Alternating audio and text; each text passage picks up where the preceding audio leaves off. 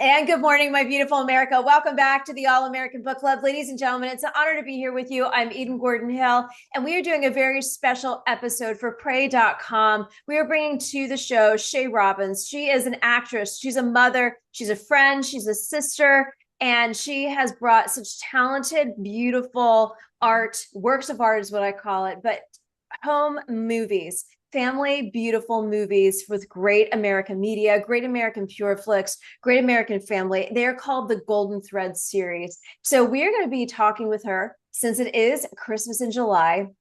We're going to be talking about the power of Christmas, the power of giving back, and we're also going to be talking about a Christmas prayer too. For those who have been tuning in and watching a lot of our episodes on Pray.com, we just aired Prayer One with Shae just a couple of weeks ago. So please help me welcome back to the show a friend, sister, and an amazing, talented actress, Shae Robbins. I'm so glad to have you back.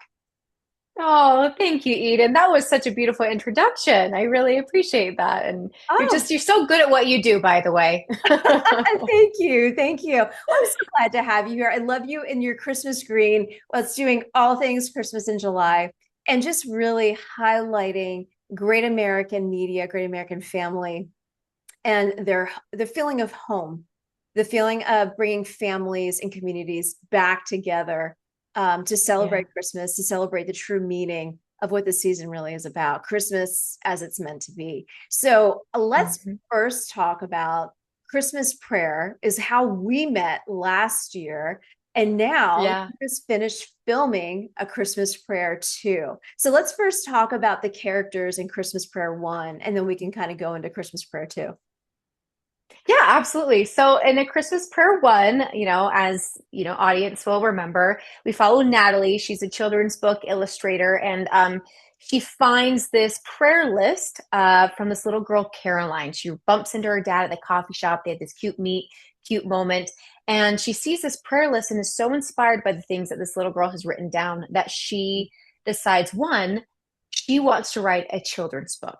Mm-hmm. But not just any children's book, a book centered on faith and trying to bring back, which a lot of times around the holiday season, people get so distracted with, the secular part of Christmas and the presents and the gifts and the magic, and forget the true meaning of the season, which is Jesus.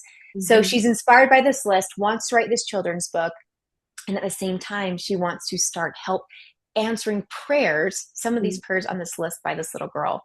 And so you see her kind of throughout the movie answering these prayers, building this connection with this little girl's father, Wes, and, trying to write her children's book. And she runs into some issues just like any of these movies in this genre. There's always that moment, but so it's just such a beautiful story and how that all comes together. And she ends up finishing this book, and Wes reads it and is so moved by it. Wes's character himself, he's just kind of on this faith uh, journey himself. And I think, his relationship with Natalie and what she's done for his daughter and this book kind of helps him, find God a little bit more. So that's kind of Yeah. how Chris's Prayer One ends. So let's talk about Wes. That is the actor Christopher Russell. So for all those ladies who are tuning in and you love Christopher Russell on When Hope Calls, he is in A Christmas Prayer One and A Christmas Prayer Two.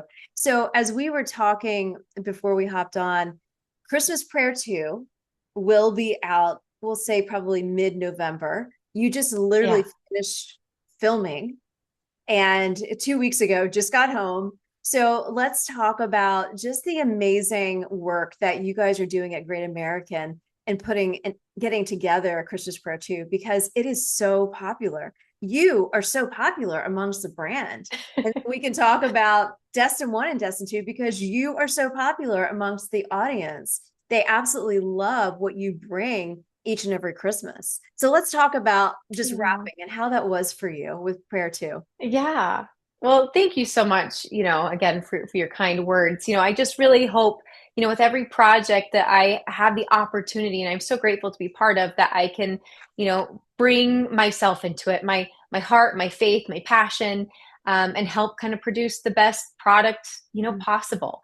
And Yeah. so I'm just grateful anytime Great American Family reaches out to me. It's like, hey, we're going to do this movie. And then, when we shot A Christmas Per One, and then the feedback, the way that fans responded to the movie and how well it did. And then, in February, it won, the Epiphany Prize at the Movie Guide Awards. And I was nominated with the Grace Award alongside some women that I have looked up to for years. It truly was such an honor. And so when we announced A Christmas Per Two at the Facebook live stream event last Christmas, I remember Bill, just said, hey, how would you feel about making a sequel? And I was like, oh, well, that's news to me, but absolutely, I would love to, And so we just, like you said, shot that sequel. I wrapped 2 weeks ago when I got home. I was up in Winnipeg, Canada with that team out there. And I just have to say that team is incredible.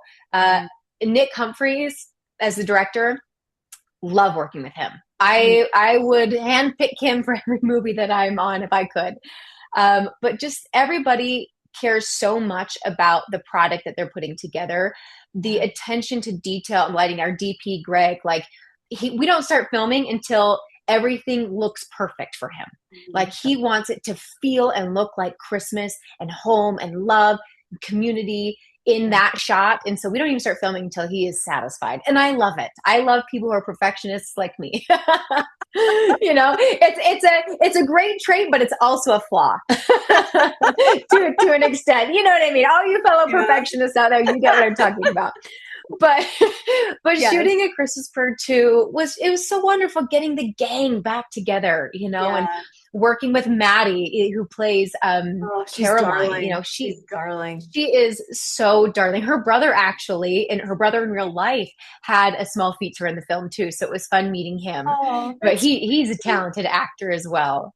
But just seeing everybody, and Chris obviously getting the opportunity to work with somebody as talented and as giving and as wonderful as he is, I truly just, it's an honor, because he is just not only a great person, but a great actor to work alongside of, and really brings out the best in you. So I think fans are really going to like this sequel. Ansley Gordon, who wrote the script, did a great job with this sequel. So let's talk about the sequel. Let's talk about basically, how does it open up? Because the power of prayer is threaded through this whole sequel. And then you also talk about your book being published and just this journey that you were on as a children's illustrator, and just how that evolves for you. So let's talk about those components. Let's talk about the children's illustrator piece first. Yeah, so we pick back up, at Belford Falls, and Natalie's preparing to launch her book. So she's working with this publisher and this marketing team. She is so excited. And Caroline also, she finds out in kind of the beginning of the film, has another prayer list of her own.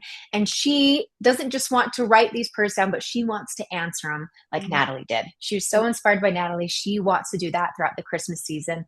So Natalie and Wes and Caroline, they all help each other kind of answer some of these prayers together. But Natalie runs into a similar issue that she did with the first film. Is the marketing team approaches her and they're like, hey, look, we are so excited about this, but the way that we want to promote and market this book is in a more secular way. We want to meet people where they're at. And look, I understand that. Yeah. And Natalie understands that as well, but she just feels like that's not why she wrote this book. She doesn't want to wait. And, in a way it feels like she's hiding something or keeping something, from her potential buyers. And they're like, no. We want to give people an opportunity to find you and then find the faith.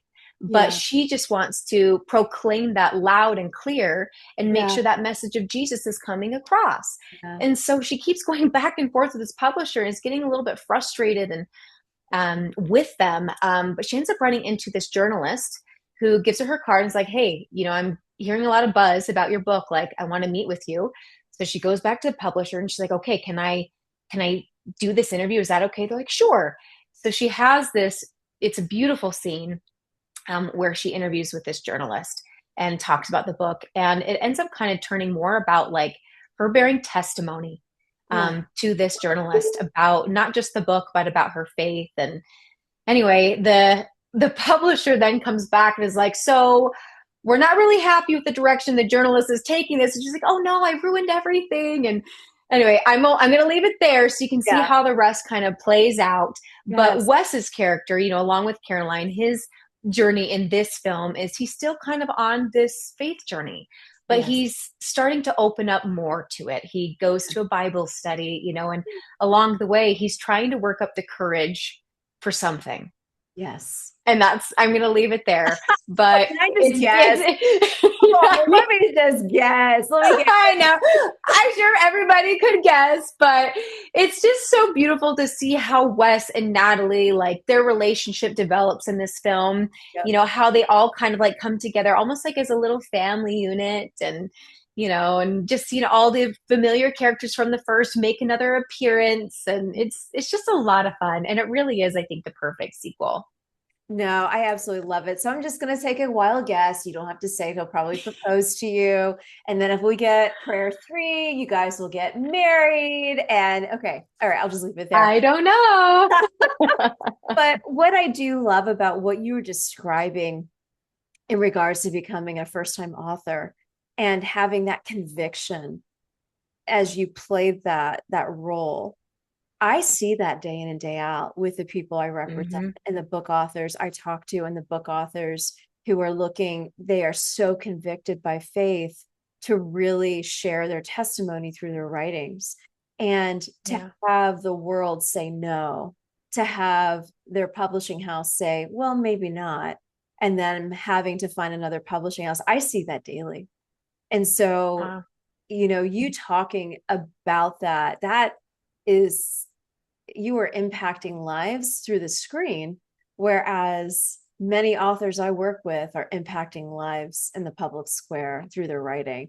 And it's just such an important thing to really, to just really encourage people in their trades, because I feel like we all have been called by God to do something specific. He has us here for a reason.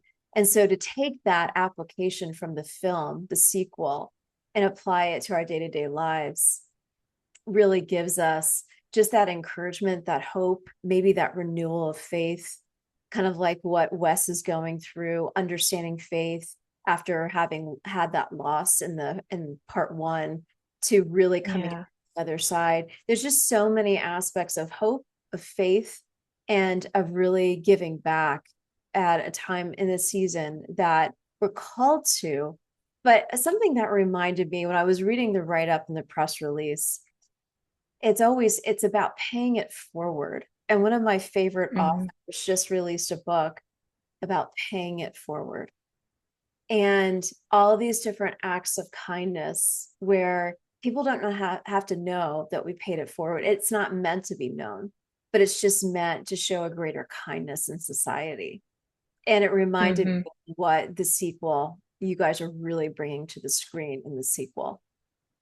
Yeah, when you say that, because Natalie, you see in the first and you'll see again in the second one, just the way that she gave back and she served by, answering these prayers, for this little girl and giving back to the community. And there's a moment between Natalie and her best friend, Hannah, in the second one where, and it was actually a really tender moment for me on set because I've kind of felt this, and I feel like a lot of us women in our own lives feel like sometimes we get overlooked, or we are giving of ourselves, and even as mothers, it is such a wonderful responsibility, but it can be a lot, and we are just giving everything, and sometimes we feel forgotten. Yes. Or less than. And there's this moment where Hannah, it's like, Natalie, like, we want to show up for you in the same way that you have shown up for everybody else. And, my husband is so wonderful at doing that for me, my family. And I have a best friend in my life. And I'm kind of sad because she was living in Utah and she just moved to Nashville. So maybe I need to move to Nashville. There you go. There you go. But during this scene, I just thought of her because she is also somebody in my life who has always shown up for me, made me feel seen, made me feel loved. And so having that moment with Hannah, and that community moment in the movie and connecting it to my best friend Deb is her name in real life, was just really special for me. And then, like you were saying, tying it back to like publishers and like having to go find a different publisher when it's like, no, I don't want to do that. Natalie's conviction to her beliefs and her faith. And it's like, no, like you'll see, she fights back multiple times, expressing her frustration. Like, this is not what this is about. This is not what I'm about. This is not who I am. Who I am is a follower of Christ, and I'm going to testify of him, and I want that to lead above anything else. And sometimes it can feel scary to bear testimony so profoundly, so loudly, so vocally. But at the end of the day, as long as you just have that faith in what you believe, you don't need to be afraid. Absolutely. And so it's just so beautiful to see that translate into this sequel. Yeah. I want to go back to something you said. We have about 4 minutes left, and obviously you and I could talk kids and recipes and all day long. But I want to talk about what you were mentioning, where we are constantly giving as women, but yet are we filling up our cup? Or we're constantly giving, but yet we feel undervalued, or we've been told we're undervalued or underutilized. And I see that a lot in both the career spaces that I walk in, halls of Congress, the White House, book publishing, entertainment. You see it nonstop. We're always competing with this.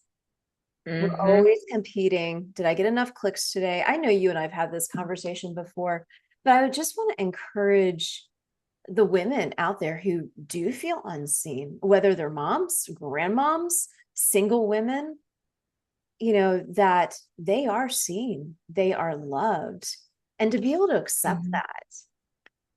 Yeah, I agree. And remembering, like, at the end of the day, who are we? Right. And we are sons and daughters of God. Yes. And so if the world is making us feel less than, turn your heart, give yourself over to the Lord, and he will remind you exactly how important and special you are. Yes, absolutely. I always go right back to scripture. I always pull out scripture. Psalms is probably the best place for us women to go. And Psalms 31 is no joke, or Proverbs 31 woman is no joke. And there are so many aspects to that of how God made us. He strengthened us, and he has made us women. And I have to say this on air as we're talking, but I had a compliment, but it was an underhanded compliment just about how passionate I am on this show, that it came across as me preaching and shouting to the choir. And I sat there and thought, you know what? Good. I will continue to be loud and proud. And those in the back row, can you hear me now? Because that's what God has called us to do. He's called me to do that, to speak truth, to engage, to make sure women know that they are loved by God and seen. Amen. Yeah. Amen. Yeah. With my spiked heels on, with my spiked high heels on. There you go. I had to lighten the mood for a second. Yes, you are the best dressed. I will say, anytime you post, I'm like, where is she getting all of her outfits? They are so cute and so well put together. Thank you. You know what? Really quick note, Fancy Friends is a boutique, a faith-based boutique in the area where I live in.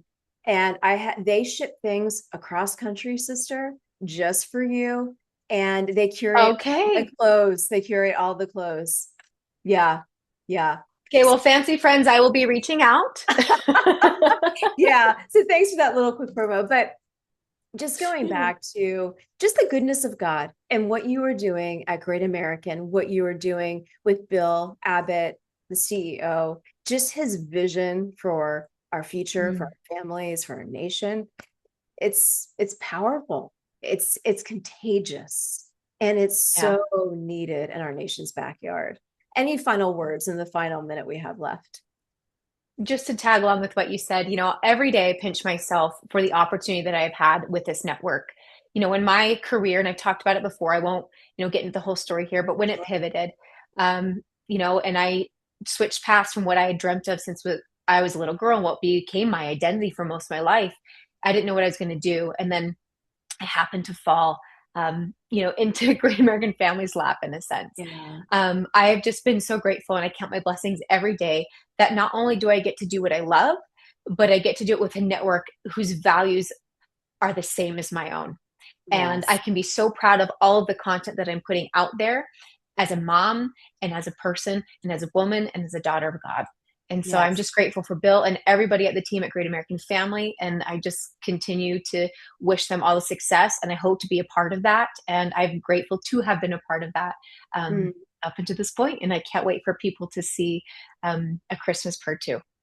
Absolutely. Well, we welcome you into all of our homes. We are grateful that you are in our homes, and Merry Christmas to each and everybody as we head into the Christmas season. But honestly, Christmas in July is right here. So hop over to Great American Pureflix, watch all of the amazing Christmas movies, Destin 1, Destin 2, Christmas Prayer, and everything else that you can find with Shae.